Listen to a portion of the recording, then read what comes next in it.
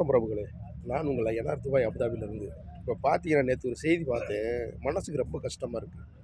தமிழ்நாடு முதலமைச்சர் ஐயா மு.க. ஸ்டாலின் அவர்கள் ஆட்சி அதிகாரம் தானே இப்போ நடந்துக்கிட்டு இருக்கு.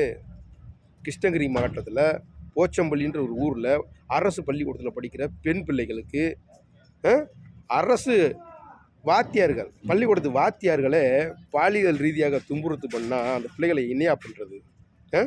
இவர்களெல்லாம் கடுமையான தண்டனை கொடுக்கணும்னு நம்ம ஏற்கனவே எத்தனையோ முறை சொல்கிறோம்.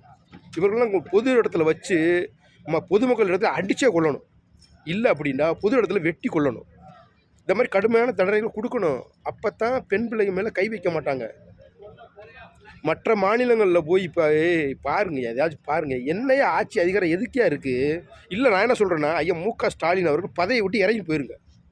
எதுக்கு உங்களுக்கு பதவி? மக்களை பாதுகாக்க முடியல, அந்த பதவியிலேருந்து என்ன செய்ய? பதவி ராசனம் செஞ்சுட்டு போயிருங்கய்யா.